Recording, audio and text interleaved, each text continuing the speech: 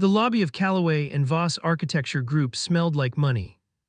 Not literally, but close enough. It smelled like the kind of imported marble that costs more per square foot than most people's monthly rent. It smelled like the eucalyptus diffusers that facilities ordered in bulk every quarter. It smelled like ambition, sealed, climate-controlled, and completely indifferent to the man pushing a mop across its floor at 6:47 in the morning. His name was not on the building. It was not on any building anymore. He moved the mop in steady arcs. Left, right, left. His shoes were clean but old, the rubber soles worn down unevenly on the right heel. He wore a gray uniform with a small embroidered logo on the breast pocket, the kind of logo nobody reads. He did not rush. He did not slow down. He moved at exactly the pace required to do the job correctly. The lobby was 38 feet wide. He knew that without measuring. He had measured it himself, 22 years ago, standing in a different pair of shoes, holding a different kind of instrument. A woman in a tailored coat walked through the lobby and passed him without looking down. Her heels clicked against the marble in a precise, impatient rhythm. She was already on the phone. She was already late. She was the chief executive officer of Calloway and Voss Architecture Group, and she had absolutely no idea who was cleaning her floors. She would in 4 days' time, and the discovery would cost her nearly everything. His name was Martin Osai. He was 53 years old. He stood 5'11", though he carried himself in a way that made him appear slightly shorter, the particular posture of a man who had spent years making himself unobtrusive in spaces that once celebrated him. His hands were large and careful. His face had the quality of a building that has weathered several storms without visible damage, lined, settled, still standing.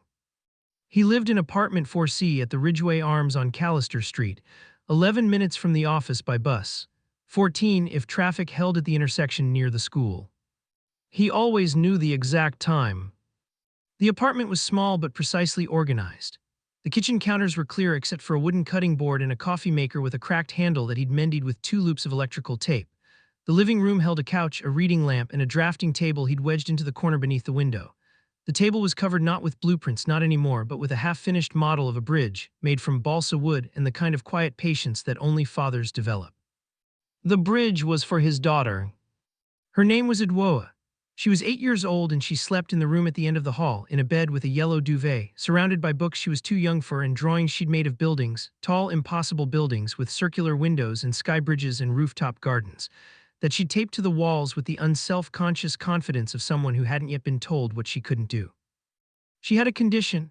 It had a long name and Martin knew every syllable of it, had spoken it to dozens of doctors across 6 hospitals over the past 4 years, had sat with it in waiting rooms and surgical consultations and insurance claim reviews until the long name felt like a familiar, unwelcome houseguest. The short version was that her joints did not develop as they should. She walked with a slight brace on her left leg. She would need another surgery before she turned 10. The surgery cost $47,000. Martin's savings account held $31,200. He had not always been a janitor. There was a time, a long, bright, productive time, when Martin Osai had been one of the most respected structural architects in the country. He had a master's degree from the Illinois Institute of Technology, completed in 1997. He had spent 8 years at Strand and Foreman in Chicago before founding his own consultancy, Osai Structural Partners, in 2005.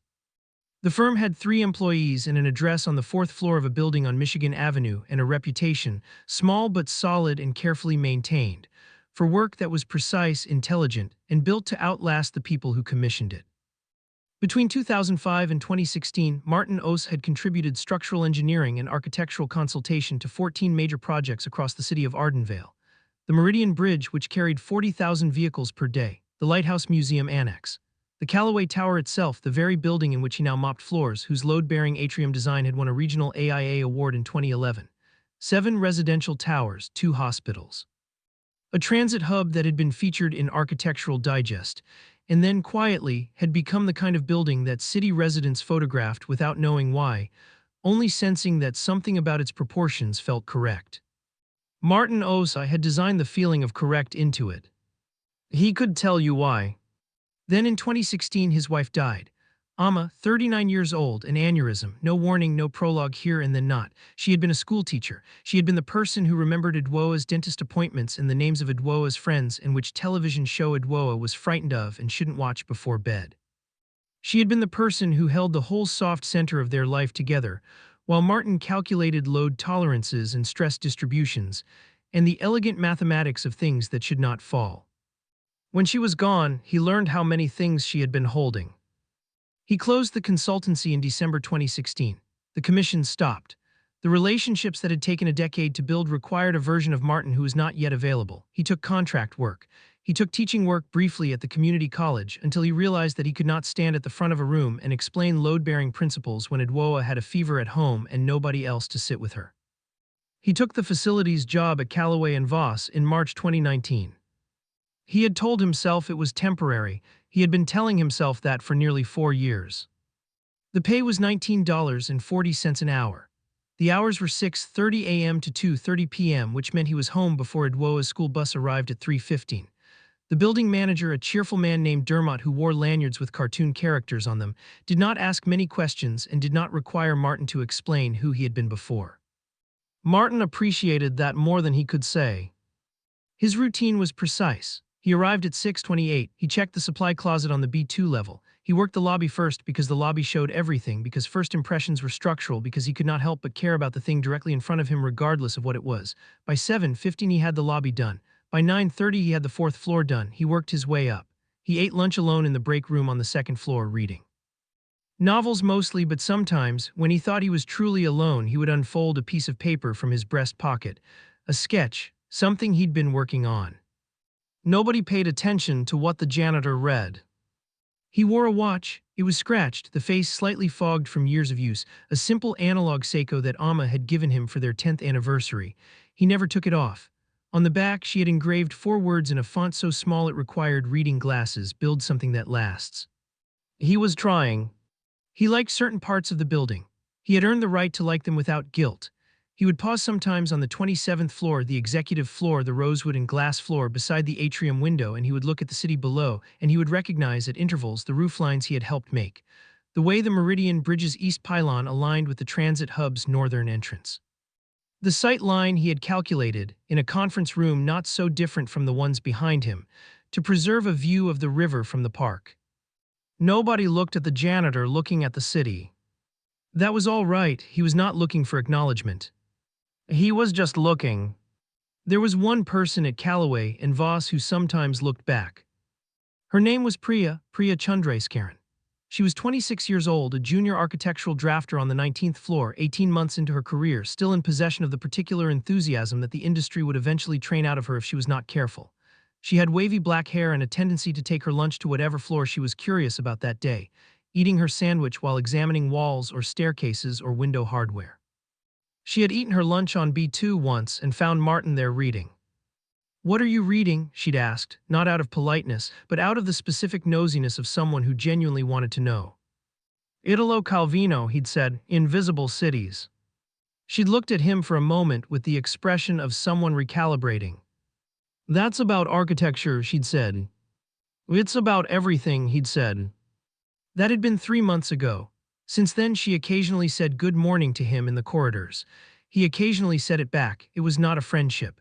It was the small, precise acknowledgement of 2 people who understood that the building around them was more interesting than most of its occupants would admit.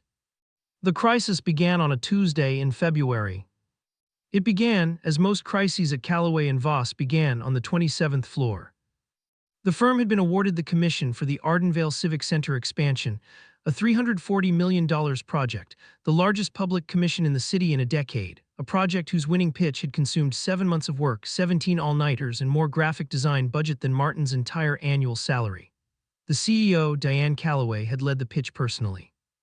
61 years old, third-generation architecture royalty, the kind of woman who wore reading glasses on a chain and remembered every structural detail of every project she'd ever touched. She was not an easy person. She was not designed for ease. She was designed for precision, for legacy, for the rightness of a structure that does not apologize for occupying space. She was also, at this particular moment, exhausted in the specific way of someone who has won a large battle and has not yet had time to assess the cost. The Civic Center project was in the design development phase. The lead architect was a man named Richard Holt. Richard Holt was 44. He was trim, well-dressed, fluent in the language of confidence. He had been at Calloway Voss for 6 years, had made principal 3 years ago, had cultivated with considerable care and deliberateness the image of a man who was indispensable. He ran the right meetings. He said the right things. He had a particular skill, rarer than it sounds, for making his superiors feel that the good ideas in any room were ones he had either generated or recognized first. He had his eye on the managing director position that was opening in the fall. He had also, for the past several weeks, been quietly watching Martin Osei. It had started by accident. Richard had come in early on a Thursday, 6:40 a.m., unusually early after a sleepless night with the Civic Center load calculations, and he had found the janitor, the gray uniformed man who mopped the lobby, standing at the window of the 27th floor atrium. Not cleaning, just standing, looking at the city. Richard had paused in the corridor and watched him. And the janitor had done something that Richard could not at the time fully explain, but that lodged itself somewhere in his memory like a splinter. He had raised one finger slowly and traced something in the air. The sight line of the new transit expansion, as it happened, the corridor through which the Civic Center addition needed to preserve views of the river, but Richard did not know that. He only knew that the janitor's finger described, with an unhurried precision, the exact line that Richard's team had been arguing about for 3 weeks. He said nothing, he went to his office, he thought about it. Then the following Tuesday, he left a set of the Civic Center preliminary drawings on a table in the break room on the 19th floor. Not carelessly, deliberately, rolled up but not secured, placed where someone emptying bins might notice them. Martin noticed them. He did not intend to look. He was emptying the bin by the far wall when the drawings caught the light, and the cross-section of the proposed east foundation caught his attention the way a wrong note catches the ear of someone who has spent years inside music. He set down the bin. He unrolled the drawings 3 inches, he looked. He rolled them back and picked up the bin. He said nothing to anyone. But Richard had installed a small camera in the break room, the kind sold as a security monitoring device. The kind that technically required a facilities disclosure and emphatically did not have one, and he had the footage. Martin's hands on the drawings, 3 seconds, 12 frames. That was enough. Richard took the footage to Diane Calloway's assistant at 4:15 p.m. on Thursday. He framed it carefully. I hate to bring this, I feel terrible about this, but we can't have confidential project documents handled by facilities staff. It's a data security issue, it's a liability issue, the client would have concerns. He used the word liability 4 times. He was careful not to say anything overtly dramatic. He let the footage speak. He expressed, with what appeared to be genuine reluctance, that this sort of thing had happened once before with a different project, and he didn't want to create a problem but felt obligated to flag it. There had been no such previous incident. Richard had invented it. He did not say Martin's name. He let Diane's assistant say the name, after looking up the facility's roster and identifying who had been working that floor on that day. Diane Calloway did not watch the footage herself until Friday morning. She watched it at 7:05 a.m., alone in her office with her reading glasses on and her coffee going cold beside her keyboard. She watched it twice. She saw a man's hands on a rolled document. She saw the document partially opened. She did not see his face. She saw 12 seconds of footage. She called HR. She called legal. By 9:30 a.m. on Friday, Martin Osei had been suspended pending investigation. The suspension was delivered by a woman from HR named Sandra. She was professional and not unkind. She met him in the break room on the 2nd floor, which was where Martin happened to be at 9:35 a.m. She told him what she'd been authorized to tell him, that there was an allegation of unauthorized access to confidential project materials, that the matter was under review, that he should not return to the premises until he was contacted. She gave him a form to sign. He read it first. He read it the way a man reads a structural report completely without skipping. When he was done, he signed it. He asked one question. May I know which project? Sandra said she wasn't authorized to specify. All right, Martin said. He picked up his jacket from the hook by the door. His jacket was navy wool, old but clean, pressed with care. He folded it over his arm. He took his lunch, a container of rice and beans he'd packed that morning, which he had not yet opened, and put it back in his bag. He said goodbye to Sandra. He walked out. He did not slam the door. He did not raise his voice. He did not take out his phone in the elevator or accelerate his steps in the lobby. He walked the same pace he always walked. He pushed through the heavy glass front door and the February air hit him and he pulled his jacket on. He stood on the sidewalk for a moment. He looked up at the building, all 31 floors of it, the curtain wall, the atrium, the east-facing window on the 19th floor that he had always thought slightly over-tinted, a minor flaw in an otherwise careful execution. He had calculated the structural load for that atrium. The curtain wall was anchored to a system he had specified, on a set of drawings that had his name on them, in a firm that no longer existed and a city that had moved on. He looked at his watch, 9:42 a.m. He took the bus home. Priya Chandrasekaran heard about it at lunch. She heard it the way office news always travels, in fragments second-hand, with the particular inaccuracy of information that has passed through four people who each added one part concern and subtracted one part fact. By the time it reached her, the story was, the janitor had been caught stealing design files, or looking at them, or photographing them, or something. The janitor, she said. Gray uniform guy, B2 in lobby, I think. She ate the rest of her lunch without tasting it. She had a discomfort she could not immediately explain. Not guilt, she hadn't done anything. Something more like the particular unease of someone standing in a room where the load calculations don't add up. She went back to her desk. She pulled up her current project file. She worked for 40 minutes. She closed the file. She went down to the break room on the second floor where Martin usually ate. She looked at the table where he usually sat. There was a chair pushed in at a slightly different angle than the others, the angle of a chair that had been used and then put back with care by someone who thought about small things.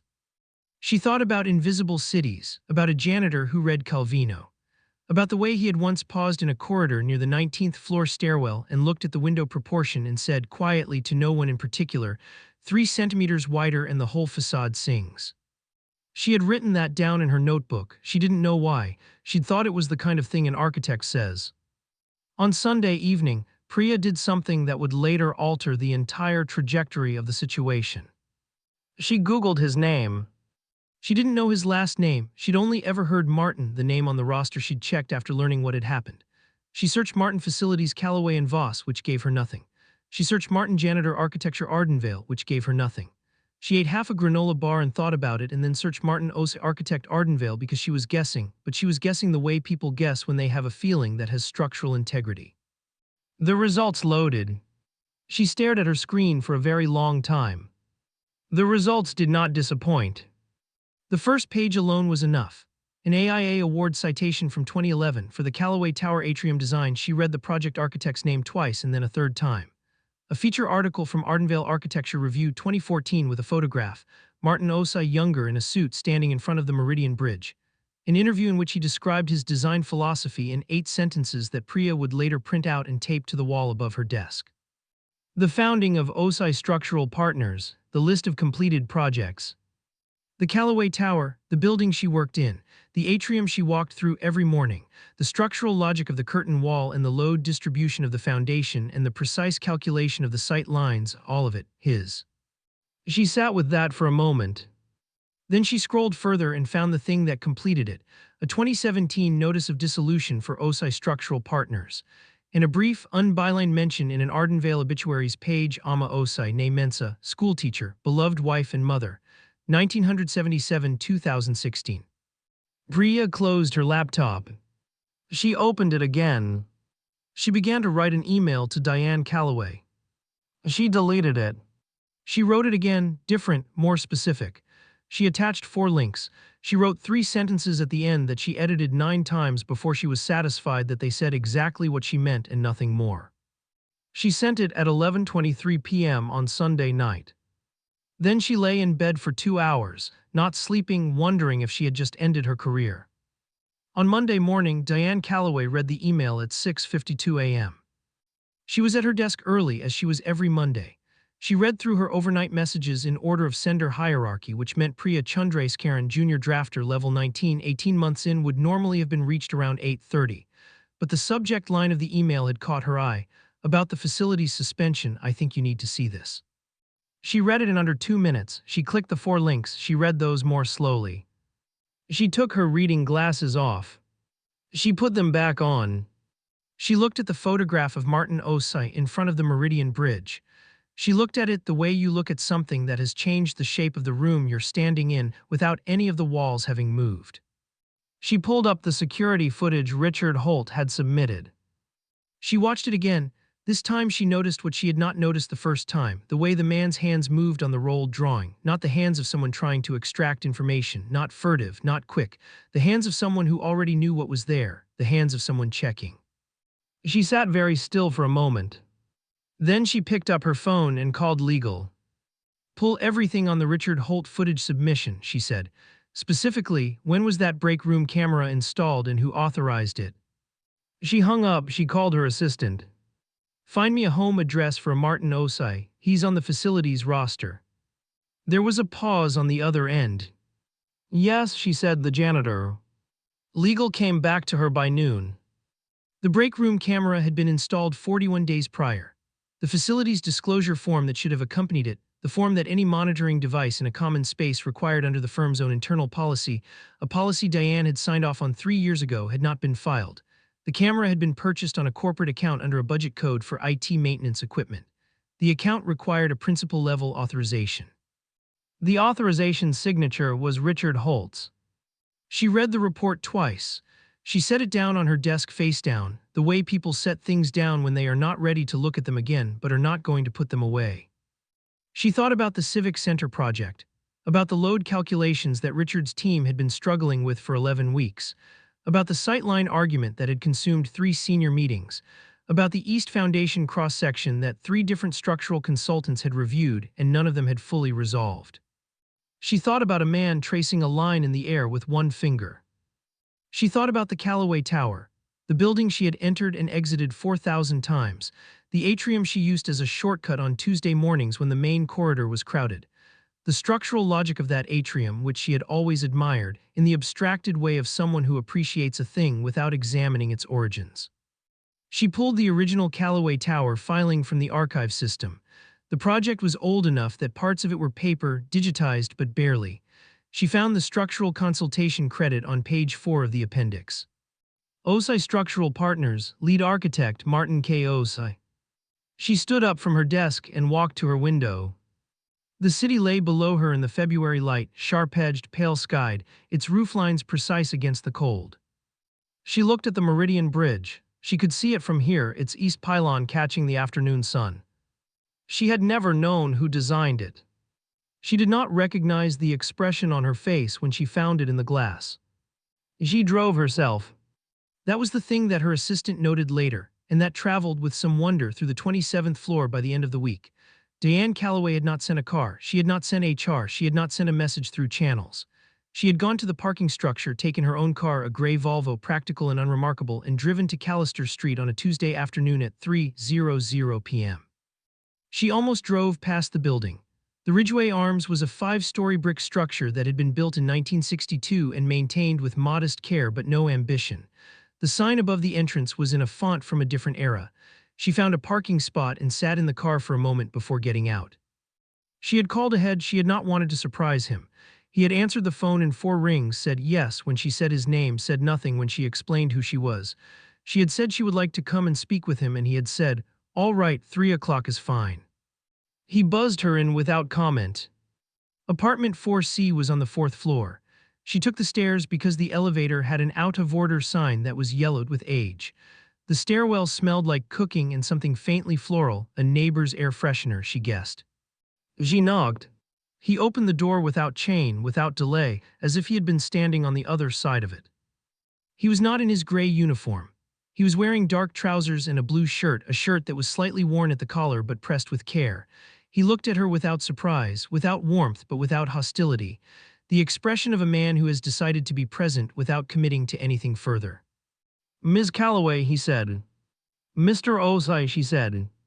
He stepped back. She came in. The apartment was as she had imagined it and not as she had imagined it. She had not imagined the model bridge on the drafting table. She had not imagined the child's drawings on the wall at the end of the hall, the impossible buildings with circular windows, or the yellow light from the bedroom door that was left slightly ajar. He did not offer her the couch.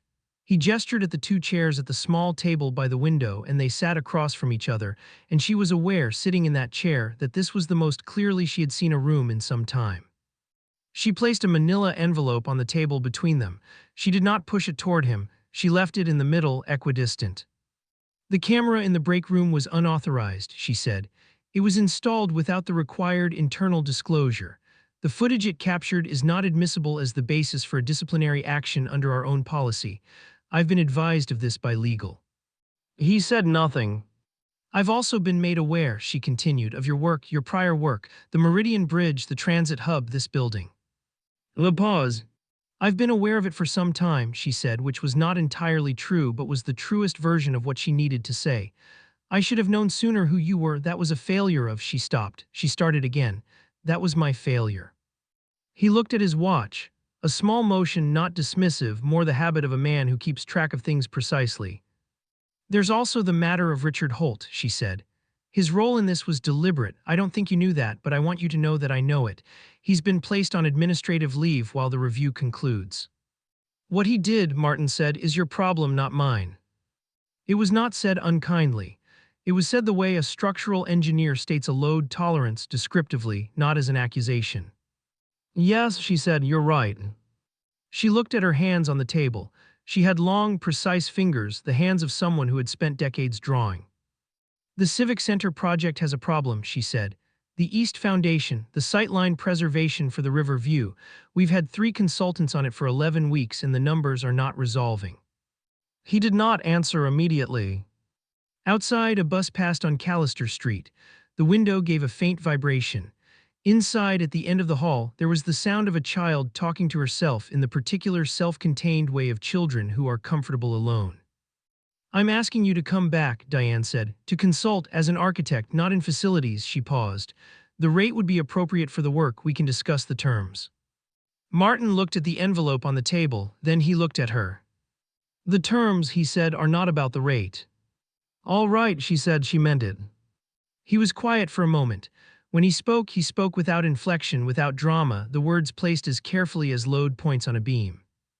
My name goes back on my work, he said, not on a credit page in an appendix, on the structural drawings, on the public-facing project documentation, the Civic Center and the prior projects where my contribution has been omitted or generalized. He paused. I understand that requires some conversation with prior clients. That is your work to do, not mine. Yes, she said. My daughter has an appointment on the 14th of next month, he said. I will not schedule work on that day. Of course. If I come back, he said, I work with the junior team, not around them, not above them. He glanced toward the hall, toward the drawings on the wall. There are people in your building who are paying attention to the right things. They should be supported, not managed. She thought about the email she'd received at 11:23 on Sunday night. The 3 sentences at the end, edited 9 times. I know who you mean, she said. I'm not asking to be a principal, he said.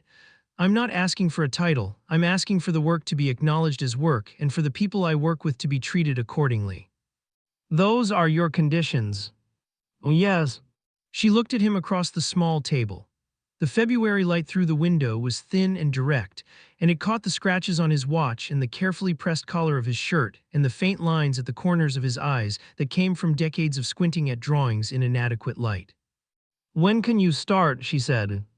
He looked at his watch. Thursday, he said, 7 a.m. All right, she said. She stood, she picked up the manila envelope, still unopened between them. The formal apology she had drafted and now understood was beside the point, and she put it back in her bag. At the door, she paused. The atrium, she said. In our building I've always, she stopped, started again. It's the best thing in the building. He looked at the door, not away from her, at the door, the way an architect looks at a door, evaluating its function. The proportions worked, he said simply. The light does the rest. She nodded. She left. He stood in the apartment for a moment after the door closed. He listened to the bus on the street below. He listened to Edwoa still talking to herself at the end of the hall, the ongoing monologue of a child building something in her imagination. He went to the drafting table. He moved the balsa bridge carefully to one side. He sat down. He took a piece of paper from the drawer, clean, blank, professional weight, and he uncapped a pencil. He began to draw. He arrived at 6:58 a.m. on Thursday. He did not go to the break room on B2. He did not go to the supply closet. He went to the lobby out of habit, out of something older than habit, and he stood for a moment looking at the marble floor. It was clean. Someone else had done it this morning. He took the elevator to the 19th floor. A temporary workspace had been prepared for him, a desk in the open plan area, unremarkable, positioned near the window. There was a new laptop on it, still in the box. There was a set of the Civic Center drawings, printed and rolled, leaning against the desk's leg. He did not open the laptop. He unrolled the drawings. Priya Chandrasekharan arrived at 7:14. She came around the corner from the kitchen, coffee in hand, and stopped when she saw him. He looked up. "Good morning," he said. She opened her mouth, closed it. The expression on her face was the expression of someone who has sent an email into the dark and is only now seeing where the light went. "Good morning," she said. He gestured at the chair across from him. "Sit down," he said. "Tell me what you know about this foundation problem." She sat down. She told him what she knew. She was precise and organized, her knowledge clear and honest about its limits. She flagged the things she wasn't sure about without prompting, which told him something immediately. He listened without writing anything down. He asked 3 questions, short ones. She answered them. When she was done, he looked at the drawings. He looked at them for a long moment. "The issue is not the foundation geometry," he said. "It's the transfer of lateral loads at the 3rd level setback. Everyone has been looking at the wrong level." Priya looked at the drawing. She looked where he was pointing. She looked for a moment with the focused stillness of someone hearing a piece of music suddenly resolve. "Oh," she said. "Yes," he said. He spent Thursday and Friday on the East Foundation problem. He did not work loudly, he did not call meetings. He sat at his desk or stood at the window with the drawings on the sill and he worked. He asked Priya questions. He asked a structural engineer on the team named Jerome questions. He asked for the original site survey, which nobody had looked at since the design development phase began, and he found in it a subsurface condition that the 3 external consultants had not been given, and that changed the load distribution calculation entirely. He wrote up his finding in 4 pages, clear, spare, specific, no preamble, no conclusion, just the problem stated correctly and the solution described completely. He printed it, he put it on Diane's desk on Friday afternoon. He put Priya's name on it and Jerome's name, and his own last in the position of technical reviewer. Diane read it Friday evening, alone in her office. She called her structural team lead. "Is this right?" she said. A pause on the line. "If it's right," the team lead said, "we've been working on the wrong problem for 11 weeks. "Is it right?" A longer pause. "Yes," he said, "I need to look at the site survey section more carefully, but yes." The public apology happened the following Monday. Diane had offered to do it privately. She had offered Martin a range of options, a formal written acknowledgement, a staff communication, a restructured credit on the project documentation. She had not been entirely sure what he would choose. He had been quiet for a moment and then he had said, "The suspension was announced to the facilities team. They should hear the correction the same way." It was not a request made with anger. It was made with the same precise, structural logic with which he approached everything. So on Monday at 9:00 a.m., Diane Calloway stood in the lobby of Calloway Voss Architecture Group, on the floor that Martin Osei had mopped every morning for 4 years. The facilities team was there. 6 people, Dermot with his cartoon lanyard, the others in gray uniforms. Several of the architectural staff had heard and come to the lobby as well, uncertain of the protocol but unwilling to miss it. Martin stood at the side, not at the front, near the window. His jacket was on navy wool pressed and his watch caught the morning light. Diane spoke without notes. She said that a member of the facilities team, Martin Osei, had been suspended on the basis of footage submitted by a senior member of the architecture staff. She said that subsequent investigation had revealed that the footage was captured by an unauthorized device installed without required disclosure, and that the action taken against Mr. Osei was therefore without valid basis. She said that Mr. Osei's suspension was lifted with full back pay and an unreserved apology from the firm.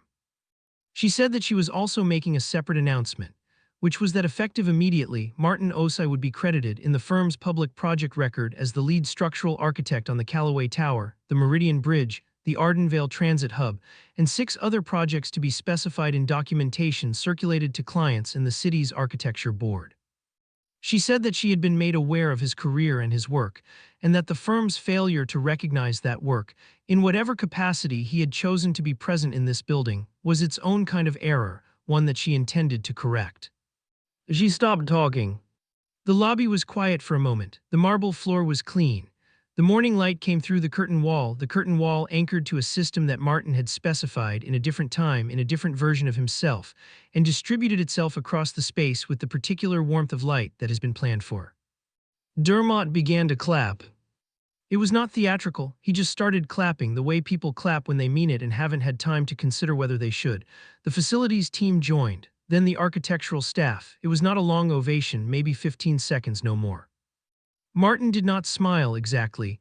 He did something subtler. His shoulders dropped a fraction of an inch. The particular release of a man who has been holding something for a long time without knowing exactly how tightly. He looked at Priya, who was standing near the elevators. She was looking at him with the expression of someone who has solved an equation that had been bothering them for months. He gave a small nod.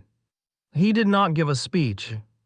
Afterward, when people expected him to say something, he said only, Priya Chandrasekharan identified the site survey discrepancy that led to the foundation solution. Jerome Watts calculated the load transfer revision. I reviewed their work, that's the appropriate credit. This was not entirely accurate. He had identified the conceptual error and guided both of them toward the solution. But it was accurate in the way he meant it to be accurate, which was as a statement about where the credit should land.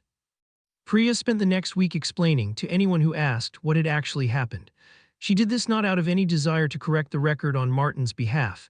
He had made it clear he didn't want that, but out of the specific honesty of someone who understood that false modesty is its own kind of distortion. In the months that followed, several things changed at Calloway and Voss. Richard Holt's administrative review concluded with findings of policy violation and ethics breach. He resigned before the formal conclusion. He sent Martin a written apology on firm letterhead. The letter was 2 paragraphs long, carefully worded, and almost entirely about Richard's own reputation. Martin read it once and filed it in a folder he did not often open. The Civic Center project moved through design development with the corrected foundation calculations. The east sightline was preserved. The river view from the park, a view that 40,000 people would eventually walk past on their lunch hours, pausing for a moment without knowing why it felt right, was secured by a technical correction that would not appear in any press release. Martin's name appeared in the public project credit. His name appeared on the Meridian Bridge file, on the Transit Hub file, on the Calloway Tower documentation updated and reissued to the city's architecture board. The AIA regional chapter sent a letter acknowledging the correction of the 2011 award credit. It was a formal, procedural letter, and Martin read it on the bus home and then put it in his bag and did not think about it again. He was not reinstated to facilities. He was not hired as a principal architect either, as several people assumed would happen. He was hired as a senior technical consultant on a project-by-project basis, which allowed him to work the hours he needed to work and to be home before 3:15 on the days that mattered, and to take a full day on the 14th of the month when Edwoa had her appointment. The appointment on the 14th was a good one. The surgeon said the growth response from the previous intervention was better than projected. The next surgery could be scheduled at 9 rather than 8, giving them almost a full year before the next major threshold. Martin drove home from the hospital with Edwoa in the passenger seat, her small leg in its brace, her face turned toward the window. She was watching the city go by. It was a clear evening, the kind of February evening where the cold sharpens the light rather than deadening it, and the rooflines were vivid and specific against the pale sky. "Dad," she said, "who designed that bridge?" She was pointing at the Meridian Bridge, the east pylon catching the evening light. He looked at it. "Someone who loved the city," he said. She looked at him with the sideways assessment of a child who has detected an incomplete answer. "Did you?" she said. He watched the bridge pass in the window. "For a while," he said. She thought about this. "Are you going to again?" she asked. He said nothing for a moment. He drove.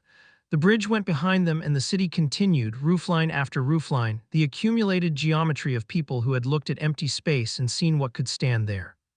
"Maybe," he said, "a little bit at a time." She seemed satisfied with that. She turned back to the window. She raised one finger, small, automatic, not really conscious of it, and traced a line against the glass. The outline of something, a building perhaps. One of the impossible ones with circular windows and sky bridges and rooftop gardens. He watched her hand for a moment. He looked back at the road. He did not say anything else. There was nothing else required. Priya Chandrasekharan would later say, in an interview given several years after these events, after the Civic Center had opened to wide critical attention, after the corrected project credits had become a minor but genuine story in the city's architectural community, after she had made senior drafter and was working on her own certifications, that the thing she remembered most clearly was not the lobby apology, not the foundation correction. Not any of the large and dramatic moments that made the story easy to tell. She remembered the chair. The chair in the break room on the second floor, pushed in at a slightly different angle than the others. pushed in with care by someone who thought about small things, by someone who had spent 4 years moving through a building that had once been in part his, mopping its floors, emptying its bins, knowing the exact width of its lobby without measuring, not because he had given up, but because he had found in those 4 years the only version of the work that let him be home at 3:15. That's what I didn't understand at first, she said. I thought the story was about him being hidden, but he wasn't hidden, he was just prioritizing. She paused. He always said the best structural decisions are the ones that look inevitable in hindsight. Like of course the load goes there, like of course the light falls that way, she looked at her hands. He was like that, I think, as a person, like of course he made those choices, like of course that's how you hold things together. In the lobby of Calloway Voss Architecture Group, on the marble floor that costs more per square foot than most people's monthly rent, there is now a small plaque mounted near the east window. It lists the building's design credits. It is not large, it is not decorative. It is the kind of plaque that most people walk past without reading, the kind that is placed there for accuracy, not for audience. At the bottom, in a font no smaller than any other entry, it reads, Structural Architecture and Atrium Design, Martin K. Osai Structural Partners. The morning light comes through the curtain wall and touches the marble floor and climbs the east-facing glass in the particular way that was calculated, 22 years ago, by a man who understood that light is a load too, that it has weight and direction, and that if you place the structure correctly, it will do the work itself. Every morning at 6:47, the light falls exactly where it was meant to fall.